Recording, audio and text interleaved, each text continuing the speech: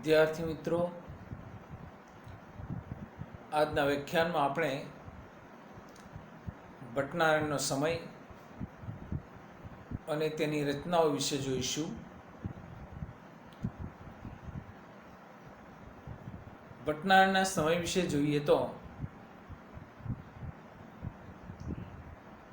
કવિઓના જીવનચરિત્રોની આસપાસ દંતકથાઓના જાળા ગૂંથાયેલા હોવાથી તેમજ તેમની કૃતિઓમાં તેમના જીવન સંબંધી માહિતી સચોટ રીતે પ્રાપ્ત ન થતી હોવાથી આંતરિક અને બાહ્ય પ્રમાણોને આધારે તેમનો સમય આશરે નક્કી કરી શકાય તેમ છે.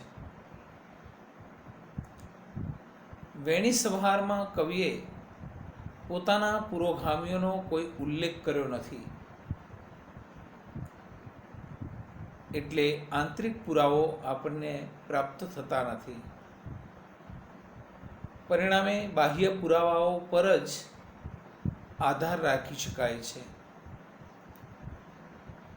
વેણી સંહારને કાવ્યશાસ્ત્રીઓએ નાટ્ય રચના તરીકે ઉત્તમ કૃતિ ગણીને તેમાંથી અનેક ઉદાહરણો લીધા છે.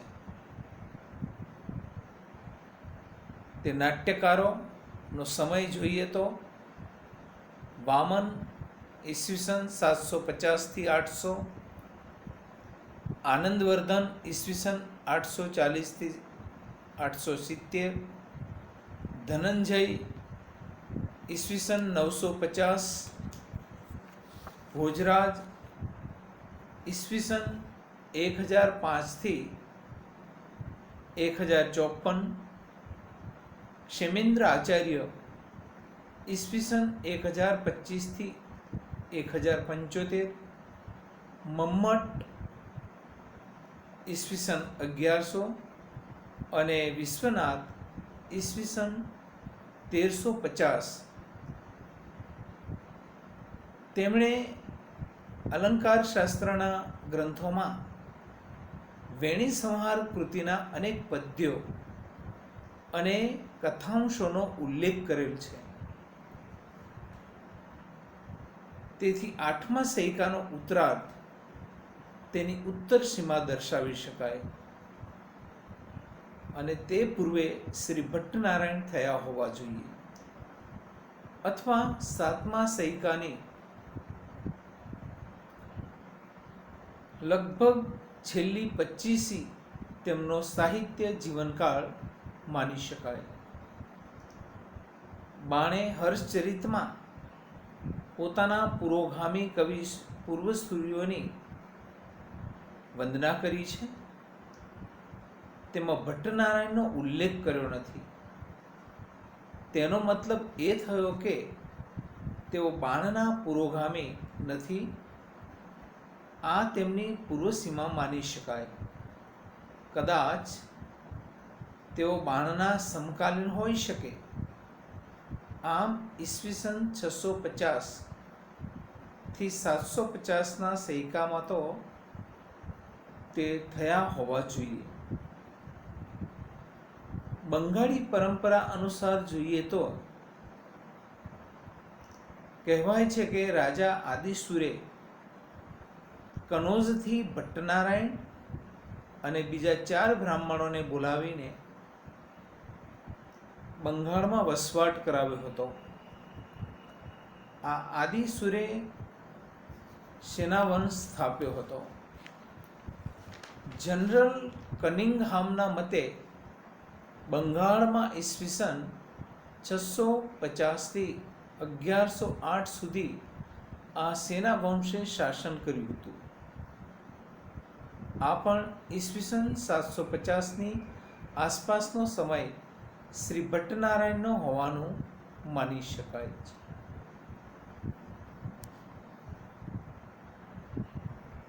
યુએનસંગ નેપાળ નરેશ અંશુ વર્મા વિશે માહિતી આપે છે કે તેની બહેન ભોગાદેવીને રાજકુમાર સુરસેન કે આદિસુર સાથે પરણાવી હતી. આ અંશુમાનનો સમય ઈસવીસન 644 થી 652નો સમય ઉપર દર્શાવેલ સમયનું સમર્થન કરે છે. પ્રોફેસર ગજેન્દ્ર ગડકર વેણી સંહાર અને ઉત્તર રામચરિતની શૈલીના સામ્ય ઉપરથી ભવભૂતિના સમકાલીન ભવભૂતિના અનુગામી કે પુરોગામી તરીકે એ યુગમાં લોકપ્રિય બનેલી ઓજસ પ્રધાન ગૌડી શૈલીનું સમર્થન આપે છે. વિલ્સન અનુસાર જોઈએ તો થિયેટર ઓફ ધ હિન્દુઝમાં અબ્દુલ ફઝલના મતે બંગાળી રાજાઓમાં સેન વંશી 13મા સૈકાના બલ્લાલ સેનને 22મો રાજા ગણાવી ગણીઓ પૂર્વ આદિ સૂર્યને ગણી ભટ્ટનારાયણનો સમય 8મો કે 9મો સૈકો માનવા માટે પ્રેરે છે. પરંતુ જુલિયસ ગ્રીલ વેણી સંહારની પ્રસ્તાવનામાં ઈસવીસનનો 6થો કે 7મો સૈકો કવિનો સમય હોવાનું તારતમ્ય દર્શાવે છે. મેક્સ મુલર બાણના મિત્ર મંડળમાં ઉલ્લેખાયેલા ભટ્ટનારાયણ હોવાનું માનવા પ્રેરે છે. આમ શ્રી ભટ્ટનારાયણનો સમય ઈસવીસન 650 થી 750ની વચ્ચેનો માની શકાય. ઓછામાં ઓછું તે બાણની ખૂબ નજીકનો પરવર્તી અને વામનની નજીકનો પૂર્વવર્તી કવિ માનવામાં મોટાભાગના વિદ્વાનો સંમત છે.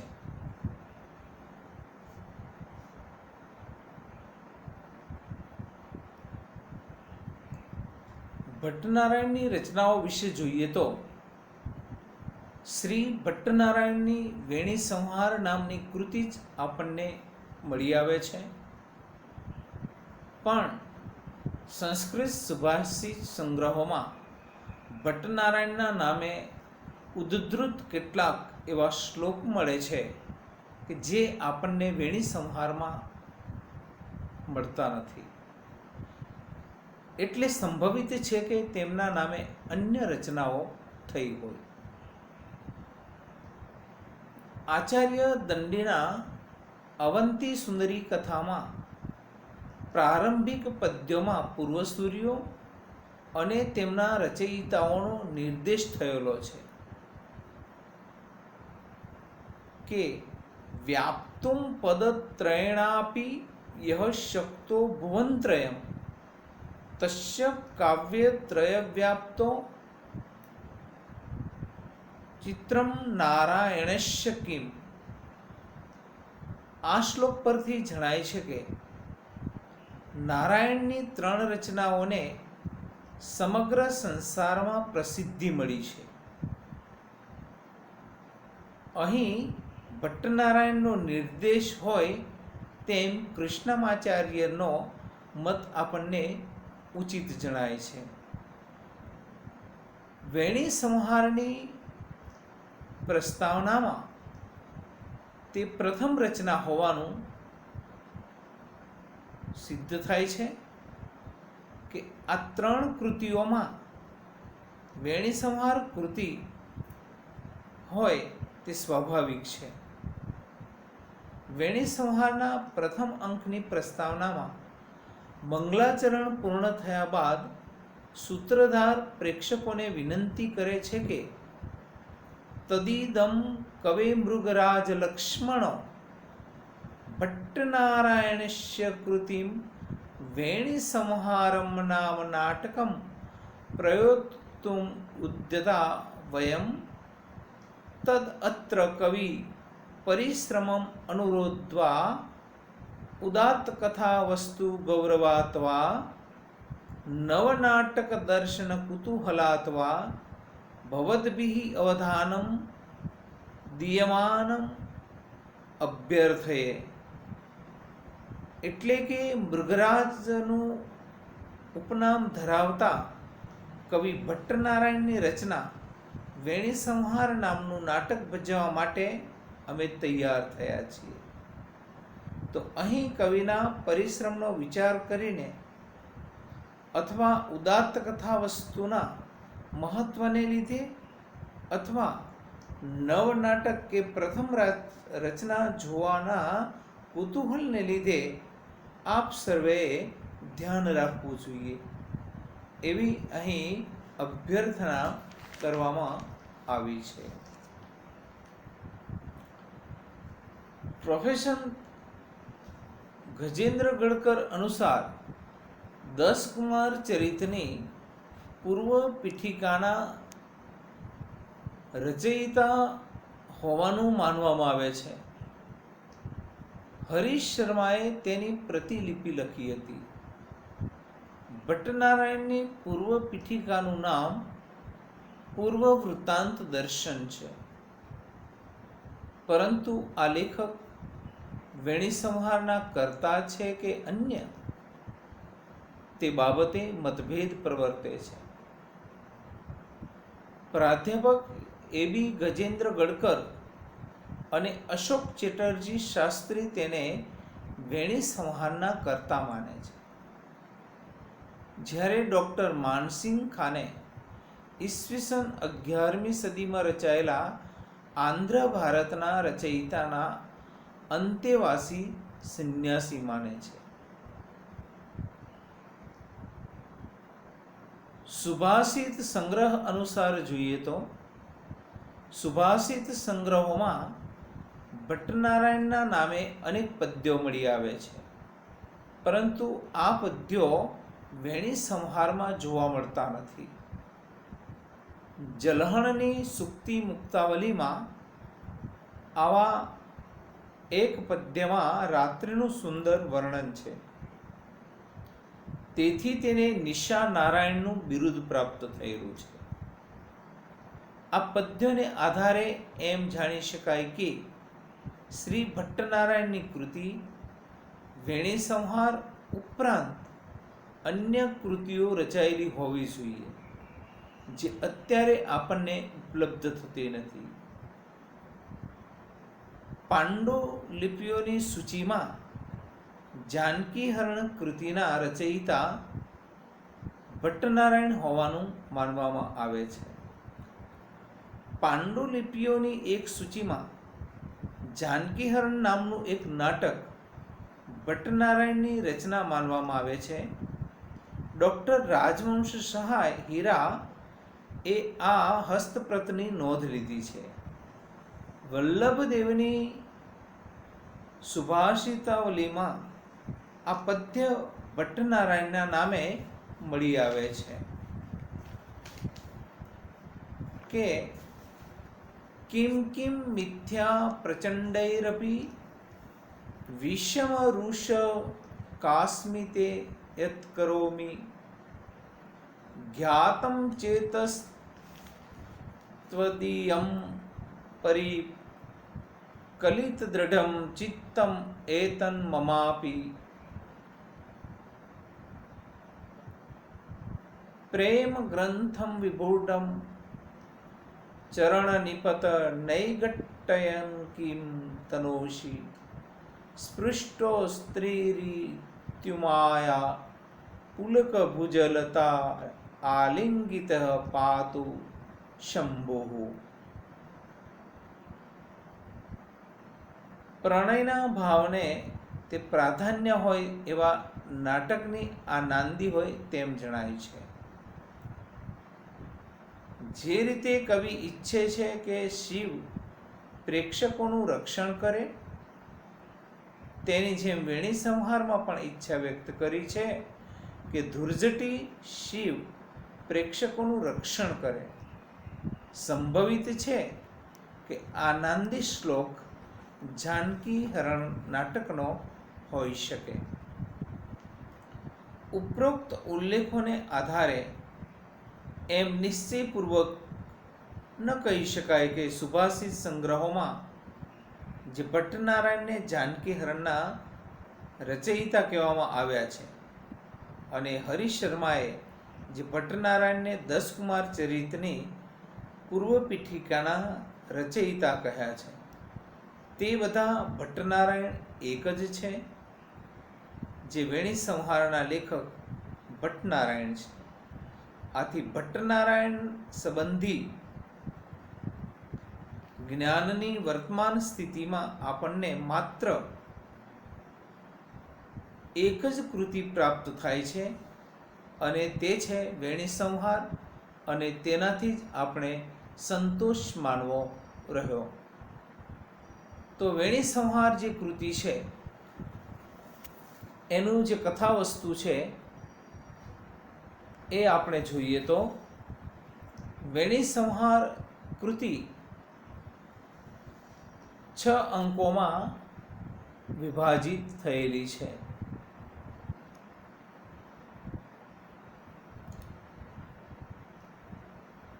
આ 6 અંકમાં વિભાજિત વેણી સંહારનો ટૂંકસાર જોઈએ તો પ્રથમ અંકમાં ભટ્ટનારાયણે નાંદીથી શરૂઆત કરી છે, જેમાં વિષ્ણુ, કૃષ્ણ અને શિવની સ્તુતિ કરી છે. એટલે અહીં ભટ્ટનારાયણની બિન સાંપ્રદાયિકતા આપણને જોવા મળે છે. નેપથ્યમાં શ્રી કૃષ્ણ સંધિ માટે દુર્યોધનની સભામાં પ્રવેશ કરે છે.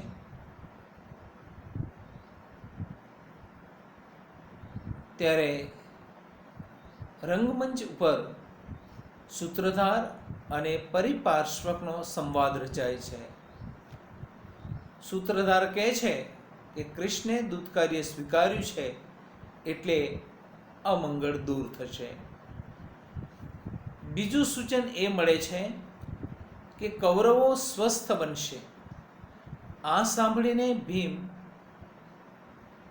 ક્રોધે ભરાય છે, એટલે પોતે પડકાર ફેંકે છે અને તેના પ્રવેશથી સૂત્રધાર સ્થળને છોડી દે છે અને મુખ્ય દૃશ્યમાં ભીમનું આગમન થાય છે. પ્રથમ અંકમાં મુખ્ય દૃશ્યમાં ભીમ અને સહદેવનો સંવાદ રચાય છે. શ્રી કૃષ્ણના સંધિ કાર્યની વાત કરવામાં આવી છે. ત્યાર પછી ભીમ અને દ્રૌપદીનો સંવાદ રચાય છે. અંતમાં ભાનુમતી દ્વારા દ્રૌપદીનું અપમાન થાય છે. ભટ્ટનારાયણે પ્રથમ અંકની શરૂઆતમાં જ વાતાવરણને વીરરસયુક્ત બનાવી દીધું છે. ભીમ કૌરવોને આપેલા ક્રોધભર્યા પડકાર સાથે પ્રવેશ કરે છે. તેની સાથે આવેલો સહદેવ સૂત્રધારની ઉક્તિને સ્પષ્ટ કરે છે કે કૌરવો સ્વસ્થ થાવ. ભીમના મતે કૌરવો સંધિને લાયક જ નથી અને અલગ હિસાબ ચૂકતે કરવાની વાત કરે છે. આક્રોશમાં ભીમ શસ્ત્રાગારમાં જવાને બદલે દ્રૌપદીના પરિસર તરફ જાય છે. ત્યાં પ્રવેશ્યા પછી સહદેવ કહ્યું કે કૃષ્ણાગમનની પ્રતીક્ષા કરો. ત્યારે ભીમને એમ સંભળાય છે કે કૃષ્ણનું ગમન થાય છે. એટલે તે પ્રશ્ન કરે છે કે કઈ શરતે પોતે સંધિ માટે તૈયાર થયા છે. માત્ર 5 ગામોની સંધિ શરત બનાવી તે જાણીને તેમનો રોષ વધી જાય છે. શ્રી કૃષ્ણ દ્વારા 5 ગામની સંધિની વાતથી અકળાયેલા ભીમે સંકલ્પ કર્યો કે યુદ્ધમાં કૌરવોને કચડી નાખવા. આ સાંભળીને દ્રૌપદીને આનંદ થાય તે સ્વાભાવિક છે. આ સમયે રાજનીતિનો કુશળ વ્યૂહ રચાયો છે. ભીમનું દ્રૌપદી તરફ ધ્યાન ન જતા તે દિલગીરી વ્યક્ત કરે છે. ત્યારે દ્રૌપદી કહે છે કે તમે ઉદાસીન હો તો રોષ થાય, કોપાયમાન હો તો નહીં. તો આમ અહીં ભીમ અને સહદેવ તથા ભીમ અને દ્રૌપદી સાથેના સંવાદ રચાયા છે.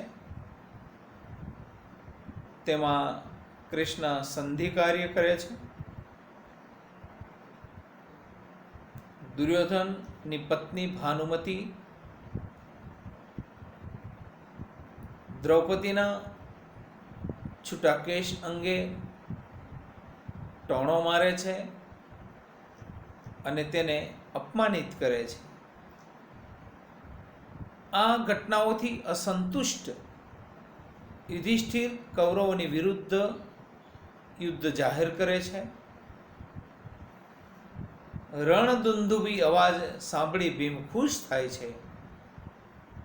ભીમ તથા સહદેવ દ્રૌપદીની વિદાય લઈને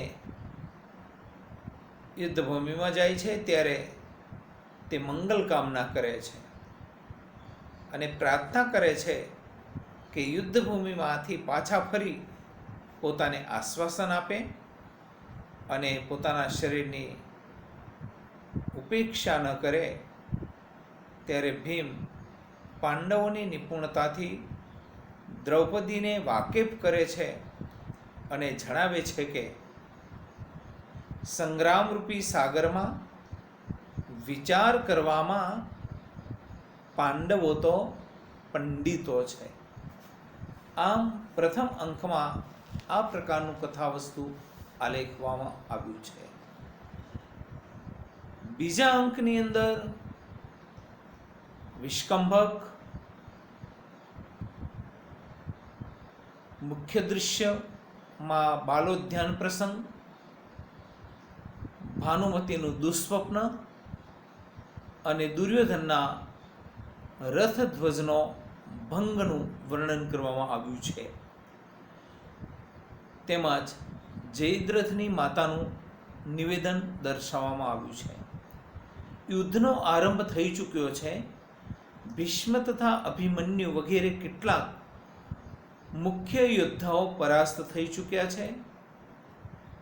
ભાનુમતી પોતાના પતિની વિજય મંગલ કામનાથી વ્રત કરવાનું ઈચ્છે છે. એણે રાત્રિમાં દુઃસ્વપ્ન જોયું છે, જેનાથી તે શંકાશીલ બની છે. સખીના આગ્રહને લીધે તે દુઃસ્વપ્ન કહી સંભળાવે છે, જેનાથી દેવતા પ્રશંસન આદિ ઉપાયોથી એનું નિવારણ કરી શકાય. સ્વપ્નમાં તેમણે જોયું કે નોળિયાએ 100 સાપને મારી નાખ્યા. એના દ્વારા નાટ્યકારે ભાવિ ઘટનાનું સૂચન કરી દીધું છે. રાજા છુપાઈને ભાનુમતીના સ્વપ્નના વિષયમાં સાંભળે છે. પહેલાં તો તે પણ શંકાશીલ બની જાય છે, પણ ત્યાર પછી તેની શંકા દૂર થઈ જાય છે. સૂર્યની પૂજા કરતી ભાનુમતીની દાસી જો કે કોઈ અન્ય કાર્યમાં વ્યસ્ત હોય છે, તે અર્ધ્ય પાત્ર લઈને રાણીની સામે ઉપસ્થિત થાય છે. સૂર્ય પૂજા થયા બાદ જ વંટોળ આવે છે અને દુર્યોધન તથા ભાનુમતી રાજમહેલમાં ચાલ્યા જાય છે. ત્યારે બંને વચ્ચે પ્રેમાલાપ થાય છે. આ સમય દરમિયાન તેમની વચ્ચે જયદ્રથની માતા આવીને અહીં સમાચાર આપે છે કે અભિમન્યુના વધથી દુઃખી અર્જુને જયદ્રથના વધની પ્રતિજ્ઞા કરી છે. રાજાને જયદ્રથની રક્ષાનો ઉપાય કરવો જોઈએ. દુર્યોધન એના ભયને દૂર કરવા તથા યુદ્ધ કરવા માટે પ્રસ્થાન કરે છે. ત્રીજા અંકમાં જોઈએ તો ત્રીજા અંકમાં પ્રવેશક, મુખ્ય દૃશ્યમાં દ્રોણાના વધનો વૃત્તાંત,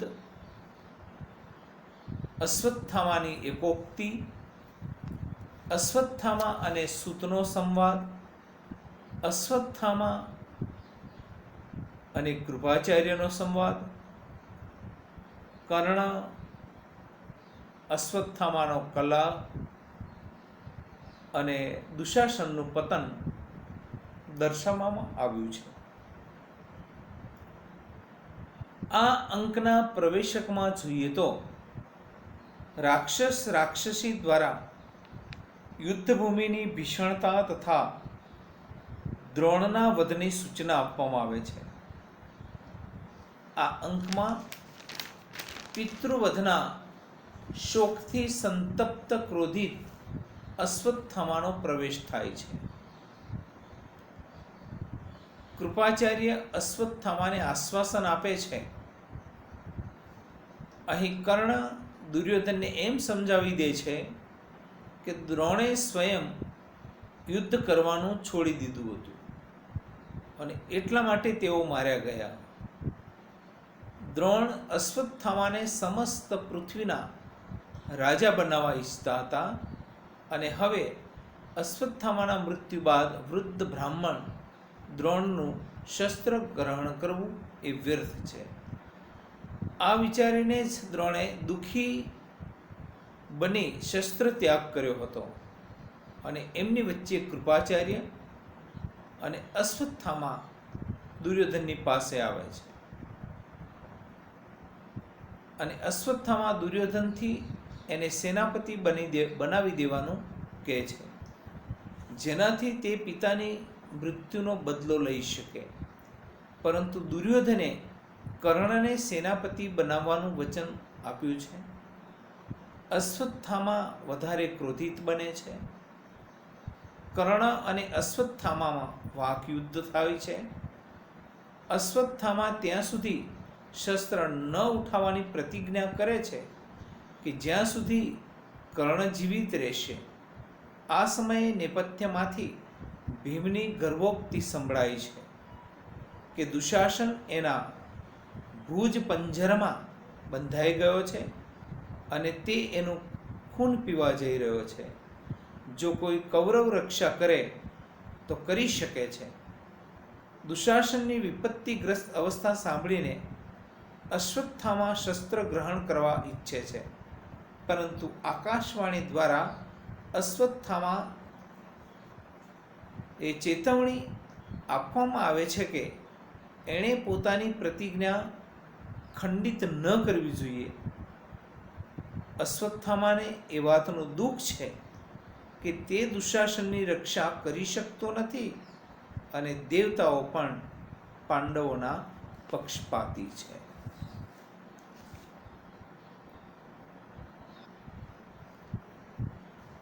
ચોથા અંકમાં જોઈએ તો તેમાં પ્રવેશક આવતો નથી, પણ મુખ્ય દૃશ્યમાં દુર્યોધનની મૂર્છાવસ્થા, સુંદરકની એકોક્તિ, સુંદરકનું યુદ્ધ વૃત્તાંત કથન, વૃષસેનનો વધ અને કર્ણનો સંદેશ તેમજ માતા પિતાનું આગમન દર્શાવાયું છે. દુર્યોધનનો સારથી યુદ્ધમાં આહત અને મૂર્છિત દુર્યોધનને યુદ્ધ સ્થળથી દૂર લઈ જઈને એના રથને એક વટવૃક્ષની છાયામાં ખડો કરી દે છે. તેને ચેતના પ્રાપ્ત થતાં દુર્યોધનને દુશાસનના વધનો ખ્યાલ આવે છે. કર્ણનો સેવક સુંદરક દુર્યોધનને શોધતો ત્યાં આવી પહોંચે છે. એને કર્ણના પુત્ર વૃષસેનના વધની સૂચના આપે છે અને યુદ્ધ સ્થળની ગતિવિધિની જાણ પણ કરે છે.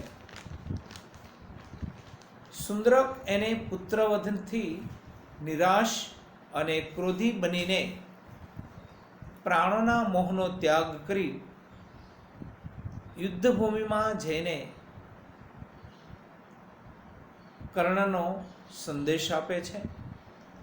દુર્યોધન પણ પોતાના મિત્ર અંગરાજ કર્ણની સહાયતા માટે પુનઃ યુદ્ધ ભૂમિમાં પ્રસ્થાન કરવા ઈચ્છે છે, પરંતુ ત્યાં તેમની વચ્ચે ધૃતરાષ્ટ્ર અને ગાંધારી આવી પહોંચે છે. 5મા અંકમાં જોઈએ તો તેમાં વિષ્કંભક કે પ્રવેશક પણ નથી, પણ મુખ્ય દૃશ્યમાં ગાંધારી, ધૃતરાષ્ટ્ર અને દુર્યોધનનું મિલન થાય છે. તેમાં ગાંધારી અને ધૃતરાષ્ટ્ર દુર્યોધનને જણાવે છે કે તેણે આંધળા માતા પિતાનું પાલન કરવું જોઈએ અને યુધિષ્ઠિરની સાથે સંધિ કરી લેવી જોઈએ, પરંતુ તે માટે દુર્યોધન તત્પર નથી. તે પાંડવોથી પોતાના ભાઈ દુશાસનનો બદલાની ભાવના લેવા ઈચ્છે છે. આથી ધૃતરાષ્ટ્ર ગુપ્ત ઉપાય દ્વારા પાંડવોનો ભ્રષ્ટ કરવાનો માર્ગ બતાવે છે, પણ અભિમાની દુર્યોધન એને પણ સ્વીકારતો નથી. અને આ સમયે કર્ણના મૃત્યુના સમાચાર મળે છે અને દુર્યોધન લડવા માટેની તૈયારી કરે છે. ત્યારે ભીમ અને અર્જુન રણભૂમિમાં દુર્યોધનને ન જોતા શોધતા શોધતા ત્યાં આવી પહોંચે છે. ભીમ ધૃતરાષ્ટ્ર અને ગાંધારીને પ્રણામ કરતી વેળાએ કટુવેણનો પ્રયોગ કરે છે. દુર્યોધન ભીમને ફટકારે છે અને બંને વચ્ચે વાકયુદ્ધ થાય છે. દુર્યોધન ભીમને દ્વંદ્વ યુદ્ધ માટે લલકારે છે, પણ અર્જુન ભીમને રોકે છે. આ સમયે નેપથ્યમાંથી ભીમ અને અર્જુન માટે યુધિષ્ઠિરની આજ્ઞા સંભળાય છે કે હવે યુદ્ધ સમાપ્તિનો સમય થઈ ગયો છે, એટલા માટે સેનાઓ પરત લઈ જવામાં આવે. આથી યુધિષ્ઠિરની આજ્ઞાનું પાલન કરવા માટે તે પણ જાય છે. ભીમ અને અર્જુન પાછા આવતા તે સ્થળ ઉપર અશ્વત્થામા પણ આવી પહોંચે છે. ધૃતરાષ્ટ્ર દુર્યોધનને અશ્વત્થામાનું ઉઠીને સ્વાગત કરવાનું જણાવે છે. અશ્વત્થામા આવતા જ દુર્યોધનના મિત્ર કર્ણની નિંદા કરવા લાગે છે, જેના પર દુર્યોધન ગુસ્સે ભરાઈને ઠપકો કરે છે કે અશ્વત્થામાએ કર્ણના વધની જ પ્રતીક્ષા શા માટે કરી? એના વધની પણ પ્રતીક્ષા કરી લે, કારણ કે દુર્યોધન અને કર્ણમાં કોઈ તફાવત નથી. એના પર અશ્વત્થામા અપમાનિત થઈને ચાલ્યો જાય છે, પરંતુ ધૃતરાષ્ટ્ર પ્રત્યે પોતાના અને ગાંધારીના વાત્સલ્યની તથા એના પિતાના અપમાનની યાદ અપાવીને ભ્રાતૃશોકથી વિક્ષિપ્ત ચિત્ત દુર્યોધનની વાતનું ખરાબ ન માનવાની સંજય દ્વારા સંદેશ મોકલાવવામાં આવે છે. 6ઠ્ઠા અંકમાં પણ વિષ્કંભક કે પ્રવેશકની વાત કરવામાં આવી નથી. તેના મુખ્ય દૃશ્યમાં દુર્યોધનનું અન્વેષણ કરવામાં આવે છે. યુધિષ્ઠિરનો સહદેવને સંદેશ પહોંચાડવામાં આવે છે. પાંચાલકનું વૃત્તાંત કહેવામાં આવ્યું છે. દુર્યોધનનું આહ્વાન કરવામાં આવ્યું છે. શ્રી કૃષ્ણનો સંદેશો પહોંચાડવામાં આવે છે. ચારવાક પ્રસંગનું આયોજન થાય છે. ચારવાકનું વૃત્તાંત કથન કહેવામાં આવ્યું છે. ભીમનો વધ થાય છે એવા સમાચાર આપવામાં આવે છે. અર્જુન અને દુર્યોધનનું યુદ્ધ અહીં વર્ણવવામાં આવ્યું છે.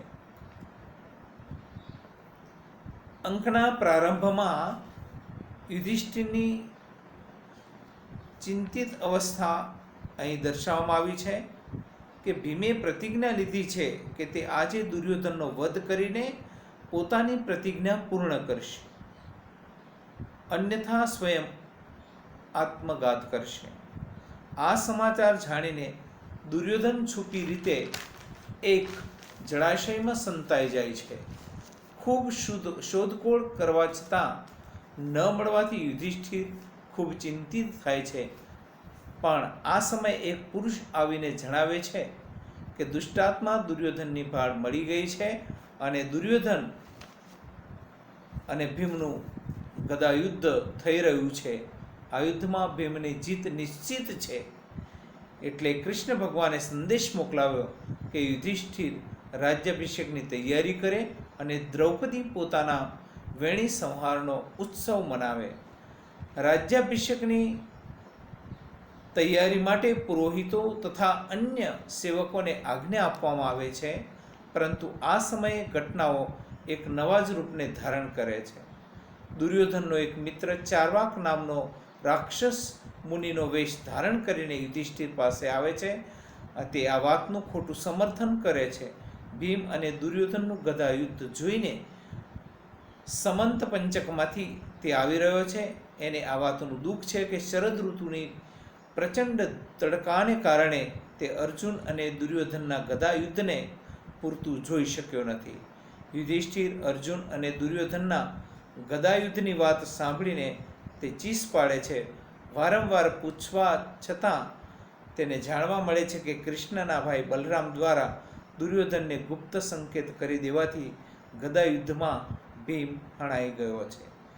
યુધિષ્ઠિર અને દ્રૌપદી શોકગ્રસ્ત થઈ જાય છે અને તેને મરવા માટે તૈયાર થઈ જાય છે. ચારવાક છુપાઈને ચિતા તૈયાર કરીને એને પ્રજ્વલિત કરવા માટે ત્યાંથી ચાલ્યો જાય છે. આ સમયે નેપથ્યમાંથી કોલાહલ સંભળાયો છે કે યુધિષ્ઠિર એને દુર્યોધનનું આગમન સમજે છે.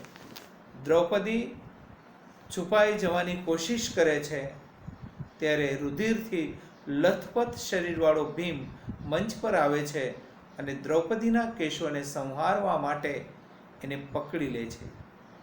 યુધિષ્ઠિર એને દુર્યોધન સમજીને લડવા ઈચ્છે છે. અંતમાં એમને વાસ્તવિકતાનો ખ્યાલ આવી જાય છે અને દ્રૌપદી પ્રસન્નતાપૂર્વક પોતાની વેણી બાંધે છે.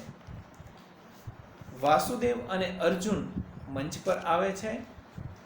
ચારવાક નકુળ દ્વારા પકડી લેવામાં આવે છે.